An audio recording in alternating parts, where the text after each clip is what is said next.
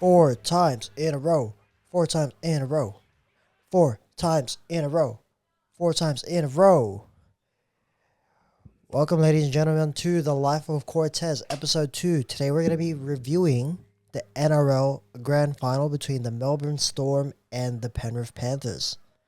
The Penrith Panthers defeat the Melbourne Storm 14-6 in a tight arm wrestle battle at Accor Stadium. Now, Liam Martin won the Clive Churchill medal, and it was actually a really tight contest from start to finish. But at the end of the day, the Penrith defense was tried and tested, and it's been great for the last 5 years in the competition, and it shows up in the biggest of stages. And our best players also showed up in the biggest of stages, which ultimately secured us the victory. It was a really low-scoring game with just 4 tries scored amongst the whole contest from the likes of Harry Grant, Taruva, Liam Martin, and Paul Alamotti. Very close contest, and yeah, was really interesting to see. Okay, now to break down Melbourne's performance. To be honest, I think they played a pretty good game actually, and their defense was actually really good this entire game. There was very key moments, but we definitely felt the missing presence of Big Nels in the forwards.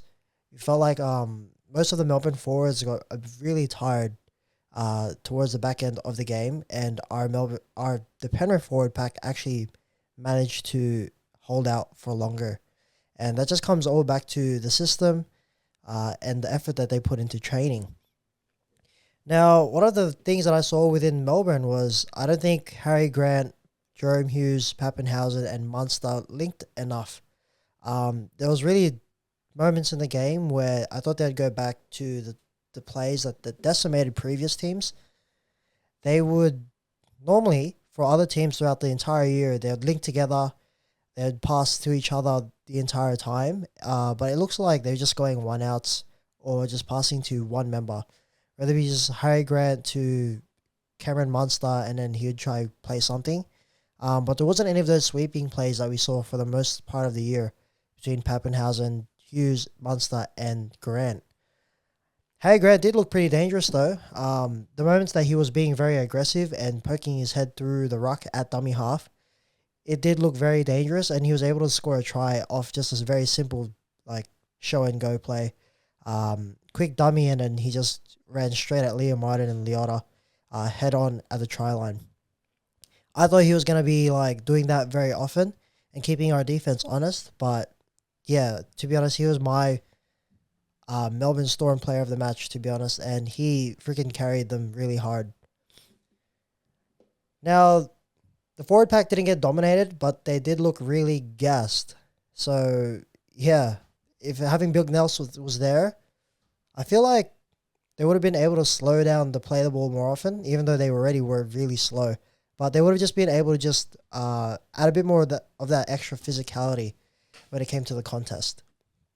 Now, leading into this, there was a lot of whispers around Melbourne's going to expose the Penrith wingers just because they have Coates and Warbrick, and they're really good aerially, but I feel like Penrith just let them land. And it was a brilliant game plan, actually. They just, as soon as the high ball was up, they let any of their players catch it, let them land, and then just freaking tackle them. And there was usually 3 or 4 within the tackle, and every time they tried to look for an offload or try to get some meterage off of the kick, there were pink jerseys pretty much everywhere. Now, Jerome Hughes, it was an interesting one, to be honest. Jerome Hughes, I feel like he wasn't very controlling of the ball, and he didn't look like he was super dominant. And like I mentioned to you before, I don't think the Melbourne spine combined often enough in order for it to be a tight contest. But it looked like he wasn't really in Dally M form throughout the entire game. And he was pretty quiet, in my opinion. And as a Penrith fan, I was actually super happy that he won the Dally M, because if Tedesco won it and there would have been a robbery, I was scared he was just going to play off his head and freaking dismantle the team.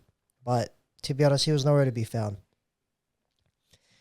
Now, there's a really controversial no try from Jack Howarth. It came off a really like a really cool, interesting try that came from Melbourne Storm. Actually, it was an aerial try that they tried to score on Coates' side. He batted it back into Jack Howarth, and there was literally and Jack Howarth runs to the try line. My initial thoughts are I thought it was held up and it was a no try, but then after a few images circulated on social media, I thought, yeah, maybe that is a try. I did see the bottom of the ball literally touch the grass. But then, like, the bunker said it was no try. Ashley Klein said it was a no try. So I was like, oh, okay, this is interesting. And then, like, we see social pictures on social media just circulate, being like, yeah, that was a try. I'm like, okay, that was a try. And then the bunker releases more HD pictures of what they actually saw, and it was a no try. I think his arm was definitely underneath and pretty controversial. But we do have to just support the honorable decision, I guess. And maybe if the NRL could do something about that, that would be really beneficial. But yeah, it could have potentially swung the game, but I think the better team, Penrith, just won the night. Now, in terms of Melbourne's offense as well, I feel like they targeted Nathan Cleary way too hard. We saw Nathan Cleary do like 30 something tackles, and Jerome Luai only managed to do 6 tackles or 8 tackles throughout the whole game. I feel like Melbourne could have done a better job at shifting the ball side to side. And like I mentioned to you in my previous episode, when they shift the ball side to side, that's when the Penrith defense is kind of at its weakest point because our line speed is so aggressive. If that doesn't, if we don't, we don't really respond that well to all of the shifts in defense. So they could have just targeted Luai's side a bit more, and they could have recognized that Brian To'o was off, and he came off in the 30th minute. Paul Adamorti had to sub in for the wing, and they had to put Luke Garner on at center. And to be honest, that's a combination they probably haven't done all year, or probably haven't had many reps on in practice. But yeah, they should have tested that side way more often, and I'm unsure why they didn't really shift the ball to that side. Even though they started shifting the side all on Nathan Cleary's side with Tungo, who played his probably best defense all year, Liam Martin, who's just a dog, and Nathan Cleary, he looked like his shoulder was holding up just fine. But yeah, in a very tight battle, they just looked like they were just a bit inexperienced. Harry Grant's first grand final. A lot of the younger players who weren't part of that 2020 squad are now in their first grand finals, so we can understand why they just lacked a bit of inexperience when it came to the big moments like these. Now, moving on to the 4-time winning premiers, the mighty Penrith Panthers. Panthers defense looked the best it has all year, and I think there's a few reasons of why. It was our first time or second time all year where we've actually had our full strength lineup, especially with Sorensen in the actual lineup. Sorensen actually does a really big job for us, and he's really important for our defense as well. Even just a little 1%ers. So, yeah, he's been huge, and missing him pretty much for the majority of the year has been pretty on and off for our defense, and we definitely felt it. But his presence was felt in the biggest of moments, and, the whole squad was healthy when it mattered the most, and that's all that matters. Now, Liam Martin won the Clive Churchill Award. To be honest, but I feel like Isaiah Yeo could have won it. I definitely, for the majority of the game, felt like Jerome Luai could have also won it. But I'm not feeling like he got robbed. It could have went either way for Martin. All of his effort areas for Liam Martin was just freaking crazy. Like, none of his plays were just spectacular talent. Like, he passed the ball or he just was doing some random kick plays. Like, it was just all effort areas of just kicking hard. Running after the kicker hard and chasing really well, tackling really hard, and just getting after the ball when the team needs it. And that's basically how he scored, or was a facilitator for 2 try scoring opportunities for the Penrith Panthers. Um, Now, a lot of people were doubting our defense all year, myself included, but we got to realize that, yeah, there was no full strength team. And we made our defense count when it mattered the most. It's like we've been in cruise control for the majority of the season, to be honest. And yeah, it's been pretty crazy to reflect on because I definitely thought Tonga was going to be the weakness in our defense, but he looked like he performed the best he has all series. And to be honest, all final series he is very defensively solid, especially with Nathan Cleary beside him. I think he probably had a chat with Ivan or any of the coaching staff saying that, yeah, dude, you need to like pick yourself up because Nathan's probably going to be targeted. So he definitely stepped up to the occasion, even with some moments when they dragged um the returners like the wingers outside. That was very reminiscent of what Critter would do. He held them up beautifully, and then all the Penrith players started tackling and basically won them possession by just taking them into touch. Next thing we got to talk about is Alamoni's shift to the wing. He really did a job there, and it's not the first time he's had to do it all season.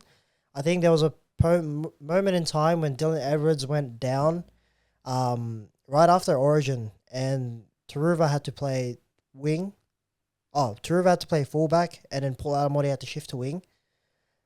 And every time he's done that, he's actually looked really good. And he's probably my hot take that he'll play wing next year in replacement for Taruva.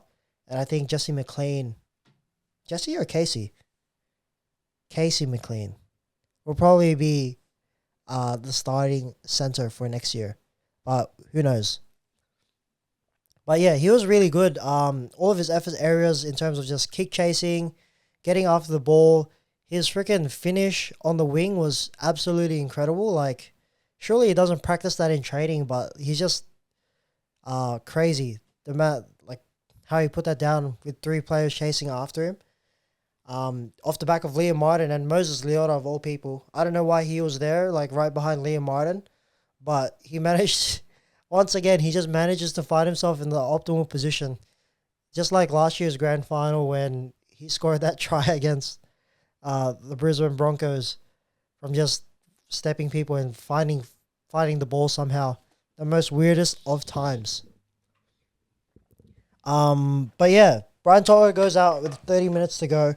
And I'm surprised that the Melbourne Storm didn't really target that side, and they should have done so more often. It was a really missed opportunity, and they didn't really recognize it early enough. So yeah, they should have done that. But having Garner on the bench was actually really pivotal because he does play center as a secondary position to the second row. But yeah, I also think it was a really important game for Mitch Kenny as well. He did really have a bad game in the previous Sharks game last week, but he actually had a really different game plan to what he normally does.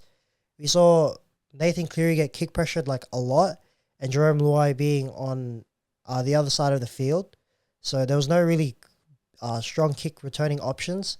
So we saw Mitch Kenny run it on last or run it on fourth tackle pretty often. I think that's just another layer of complexity to like tiring out the forwards of the Melbourne Storm, especially Harry Grant, because Harry Grant definitely brought intensity in the first 30 minutes, 40 minutes, 50 minutes of the game, but then we slowly started to fade away when Mitch Kenny just started running at him back. So it was actually really funny because Penrith Panthers actually played more like Melbourne compared to how Melbourne plays. And Melbourne tried playing like Penrith Panthers, but we were just better than them at it. So, yeah, it was actually really crazy for that to happen. Another really important thing is we lose a few players in the next season. So that'll be really interesting to see how Ivan Cleary, the greatest coach of all time, in my opinion, will make adjustments. Will Blaise Talangi come to 6 and make a new halves pairing with Nathan Cleary? Who knows? Will Dane Laurie move. Will Dylan Edwards even move to 5'8"? Dane Laurie at fullback. To be honest, the world is our oyster, and we don't know what the combinations will be. We'll see what happens in the next preseason. But there you have it. I mean, the Penrith Panthers, the greatest team of all time, defeats the Melbourne Storm. It's crazy because in 2020, they beat us the first time. We were the more experienced side, but now the tables have completely turned. We were the more experienced side, and that experience and our defensive effort really showed up when it mattered the most. I couldn't be more proud of this team. I think I went to a majority of all the home games as a season member, and man, it's just a absolute greatness watching Jerome Luai play for the black in the black jersey for the last few times. And yeah, man, we just keep losing players, bro.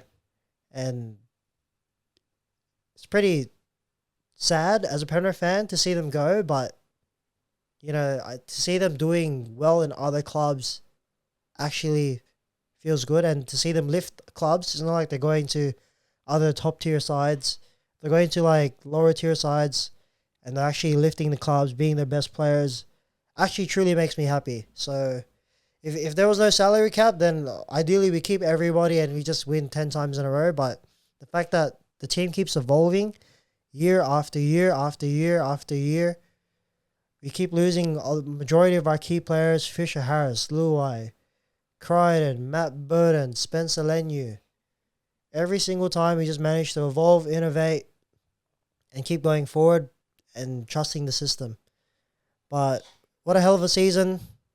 Penrith Panthers have been underdogs, and we came out on top. 4 in a row. Let's see if we can make it to 5. But yeah, that's all for me. We'll see you in the next NRL preseason, hopefully. I don't know what other content I'm going to be making. What other content should I make? It's probably going to be more about powerlifting podcasts and stuff. So there we go.